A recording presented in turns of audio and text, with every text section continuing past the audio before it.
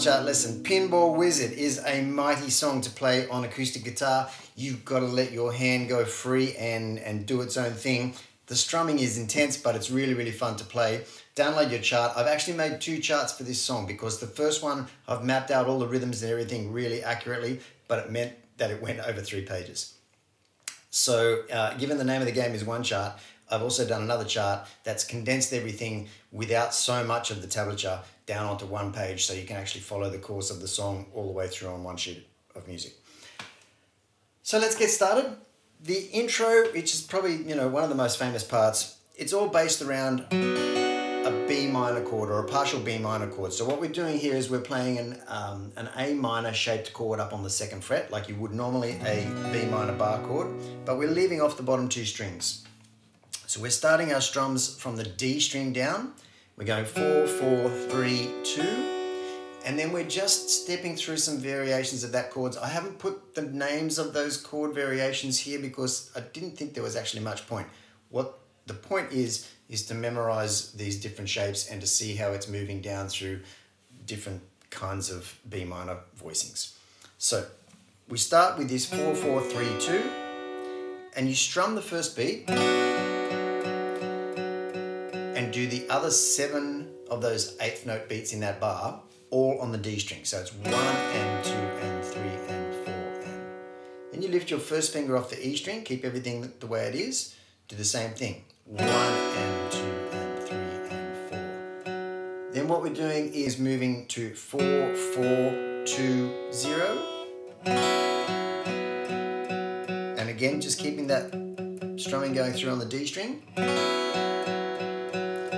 Move your G string note down to the 3rd fret. Now this next one goes 4 on the D, 2 on the G, 2 on the B, and open E string. So you've kind of got to bend this finger here. You could try and do it with 2 fingers, but that feels a little bit awkward. If you can, bend that finger so it frets those G and B strings but leaves the open E string. That's the aim of the game. Then lift that first finger off, so you've got 4, 0, 0, 0. Then you move up to the 5th fret of the D string, play 5 on the D, 4 on the G, 3 on the B, which is kind of like a G chord. Now we start strumming the next couple of strings down from the D string, and then you move that shape down a fret back down to that B minor shape area. But now what you've got is 4th fret D string, 3rd fret G, 2nd fret B, and open E string. When you hit that, the rhythm starts to change. So we go. Then on the very next bar, it changes again and goes. On the very last beat, you lift your fingers off those entire strings and play all the zeros, because what we're doing is we're moving up here now to start this famous riff.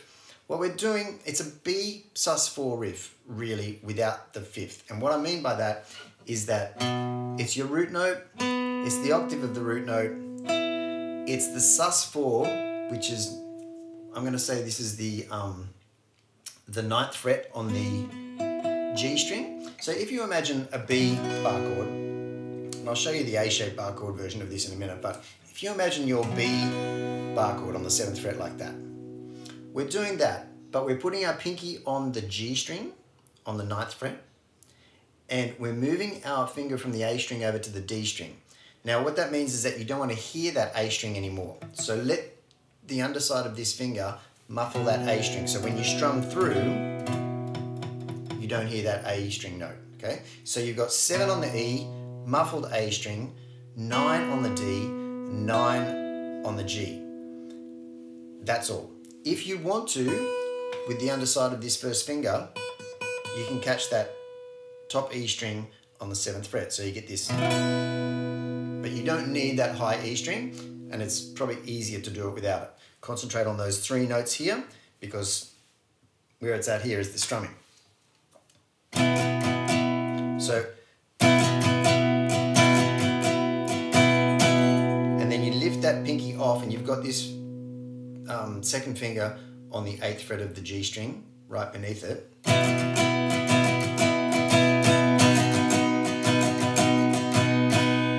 Right, there are 2 chords that we alternate between, and then we move those shapes down the neck as we go. But first the strumming.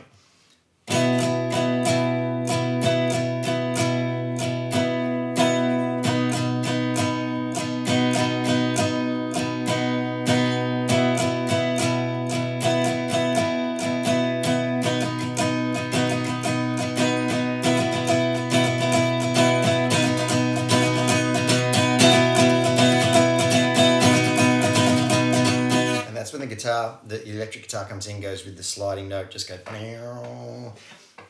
That's your rhythm. Now, that's how the rhythm starts off, and after a couple of bars, it smooths out into a more constant 16th note pattern. So it's more like But where it sounds cool is in the accents that Pete Townsend is strumming on this, which are kind of on the 3s, if you like. So they're 1, 2, 3, 1, 2, 3, 1, 2, 3, 1, 2, 3, 1, 2, 3, 1, 2, 3, 1, 2, 3, 1, 2, 3, 1, 2, 3, 1, 2, 3, 1, and 1, 2, 3, 1, 2, 3. So you're putting an accent on the down and then the up and then the down and then the up.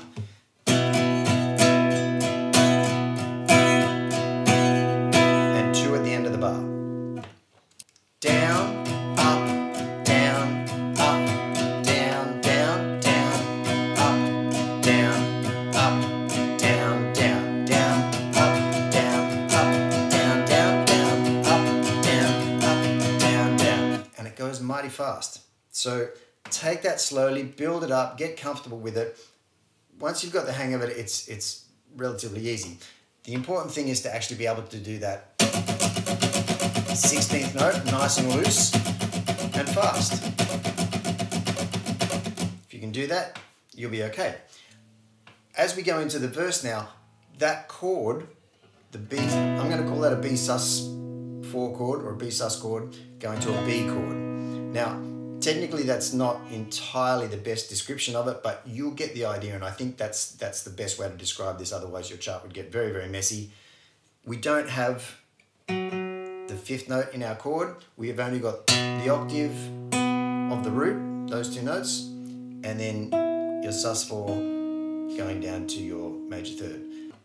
So for simplicity's sake, you can call that a B sus to a B. Ever since I was a young man, I played the silver ball.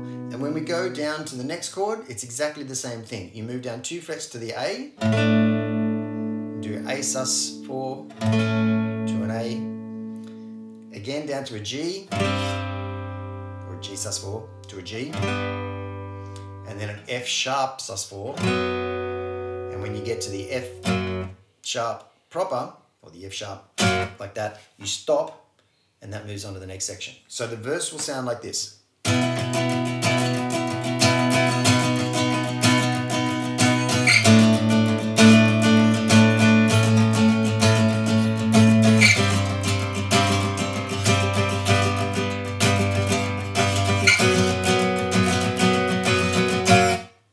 3, 4. Now, all that is B, B, A, D, E, E. Now, I said before that I would show you how to do those chords, those bar chords in the verse as A-shaped bar chords, and you absolutely can do it. It's this for your B, and you use your pinky to sus that 4. But you don't want to hear this top E string. That's the hard part with doing A-shaped bar chords, is that you don't want to hear that top E string in this little progression.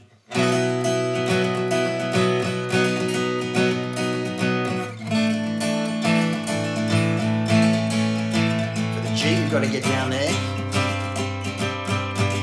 do your E-shaped bar chord, end of the chords, B, B, A, E, E, E, and you can do them here. Probably sounds pretty good as bar chords there. That's the nuts and bolts of the song right there. Now, in the next little bit, well, actually at the end of that, it goes back and does another verse, and heads through that chorus section again.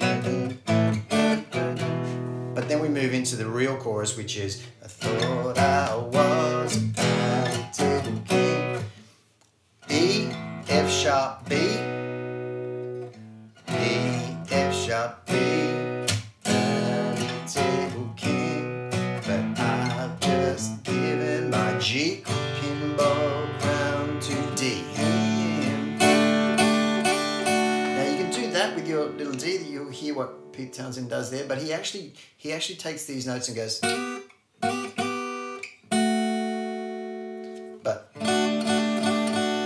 either way is good. The second time around he does something slightly different with the D, but that's not what we're about here today. We're kind of trying to get the essence of this main riff for the song.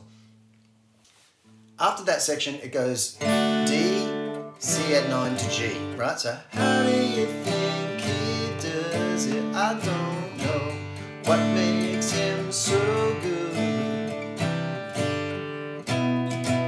Back to another verse.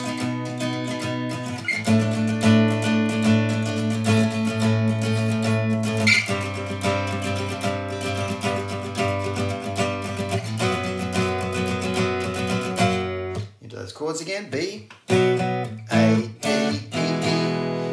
Again. Another chorus.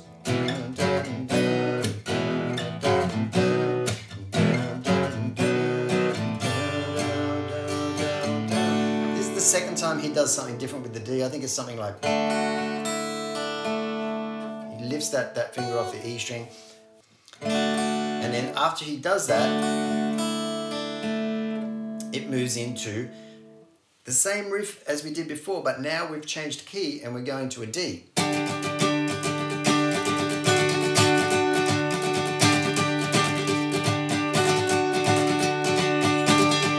Does a whole sliding electric guitar note in there as well. But now we've changed key, right? So our verses start on the D. You can do this again as A-shaped bar chords. I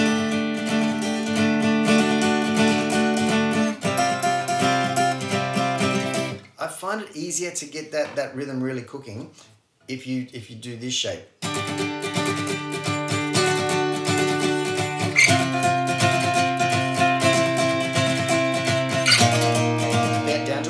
So we've gone D, D sus down to D, C sus down to C, B flat sus down to B flat, and then A sus down to A. And the last little bit we do, because it's changed key, the chords are now D, D, C, F, and ends up on a B flat 7.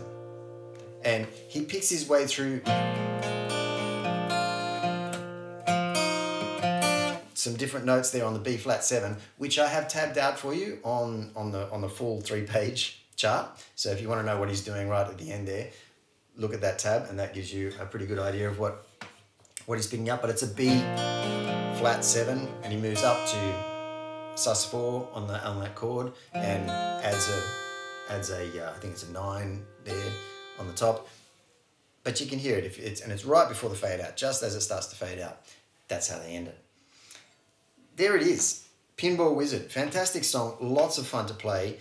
Take your time with it, get into that strumming as best you can, and if you can master this song, you've pretty much got hold of your 16th note strumming patterns. So congratulations in advance. Hope you enjoyed it. Thanks for watching, and we'll see you here next time.